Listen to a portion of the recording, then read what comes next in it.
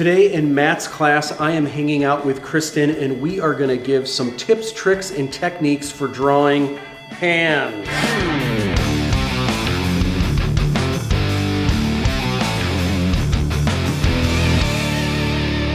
All right, so thank you for hanging out with us today. We are hanging out with Kristen Rose Merlo, and we've got a bunch of really good juice to share with you guys on what to do, what not to do. So I figured we'd both just hit the board, start drawing some hands, and talk about what you guys can do to improve your hand-eye coordination. See what I did there? I see what you did. Yeah, that wasn't even very good. All right, I'm gonna stop this and I'm gonna get to this. Let's go. The first big thing that I see people do with hands, the biggest mistake they make, is they just go in and they do this thing where they do the banana fingers and they always count to make sure 1, 2, 3, 4, 5. There's my hand. But it's kind of like these banana fingers that don't work very well. So one of the things that you want to do a lot of times that is really great for drawing hands is you want to think of hands this way. A lot of times, unless the fingers are apart like this, if you've got kind of a natural hand that's like this,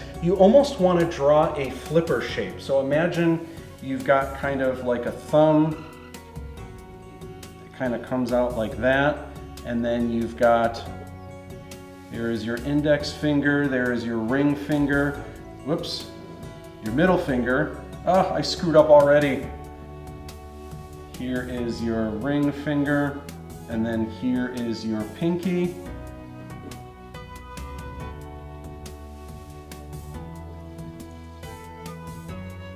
And then instead of drawing lines in between here, I had a video previously that you guys hopefully have seen. It's in the video for secrets of drawing the female head when we focus on the lips. And when we draw teeth, a lot of times you don't want to draw the lines in between the teeth because then it looks like there's these crazy spaces. For the same reason, a lot of times you don't want to draw fingers like this. But what you can do is if you kind of draw where the fingers start, something like this, and there's kind of an angle, it's not just straight across, it's kind of an angle like this. If you just kind of start where those fingers are, let me do that again, but better. Hopefully that one finger's a little bit thick, but hopefully that looks a little bit more like a hand. And from a distance, no one would ever look at this and say, "What are those fingers webbed? Are they like, did someone super glue those together? That's so weird." And it's almost like, even though I didn't draw the fingers connecting, it's almost like your eyes kind of see where that is and how that's working. In a lot of cases, less is more. Check out what Kristen's got. So basic proportions on this one are actually not too bad for your basic hand. One thing to start with, you can usually divide this part down here to this part up here. You start somewhere around the middle-ish. That is a great place to break off your fingers. You don't want to have like giant, long, spindly alien fingers. You also don't want to have like hacked off at the first joint. It makes it a little hard to grab stuff. So when you have a wrist, your wrist is going to be a little on the rounded side. Now from here, this can come up and out, and this can come up and out. Now it's not completely small all the way up there. You want it to be a little bit thicker than the actual. Continue up as high as you want that hand to go. Make a box. Some people use slightly different shapes, like flipper shapes. They're totally okay. All that matters is I'm taking this and I'm going roughly in the halfway mark. Your thumb does not connect to this little column here. It actually sticks out and bends the opposite way of a lot of your fingers. So I'll bring this out and this pops up. Your first joint is where this part starts to bend. So that would be right about there. The second joint is a little further up there, and that would be the very tip of the thumb. Now, like Matt was saying, you can do the fingers on this hand without actually connecting them or having to draw out every single digit by just going up. Make a little lump, a little, not quite as high as the top of the rectangle here. And from here, this is where you would start drawing those little sections if you need to. I don't have to connect mine to the top. I'm not. The wrist should be the thinnest part of everything. If your hand's looking a little bit thinner, beef it out a little bit. Now, if I was to want to actually draw the actual knuckles, you could take these and divide it into thirds. or about. Might have to adjust for the pinky to shrink it down a little bit to give you the idea of where your knuckles are going to fall. So let's do a side view. So I have my box, and if I was to have a wrist, let's attach a wrist to this thing. I will go up to about roughly around the halfway-ish mark here. That is where I'm going to bend my hand here. So then from bending, I'll just draw out. I want it to bend here, and then maybe like a little over here. So arch down, line up, over, and tuck it. And that will give you a finger coming out. And since this is gonna be my pinky here, that means I'm not gonna really see a thumb. I'm gonna do the thumb last there, just to kind of add it on. Now next finger, I'm not starting right next to the other one. Drop a little further. This finger's longer, so I can go crazy with it a little bit. You're going to bend mostly at this first knuckle.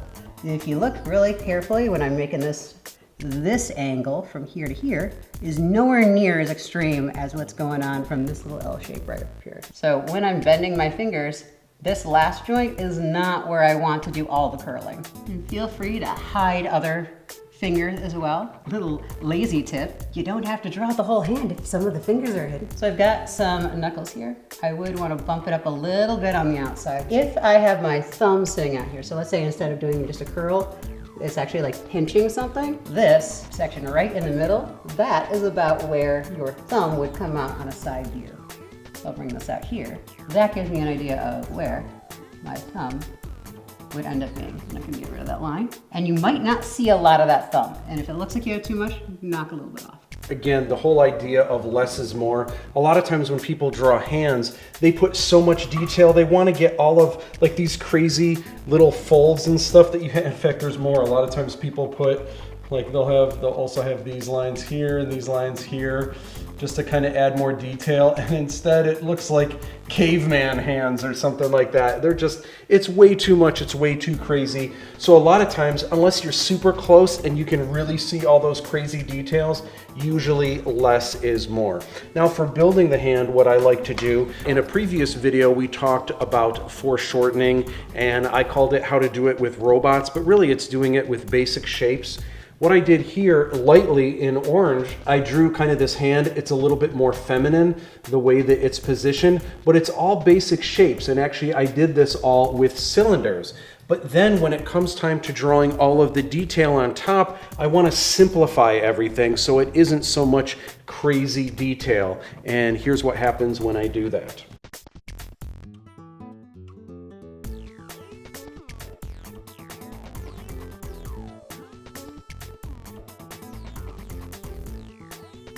So I've got some connecting edges here I can throw in.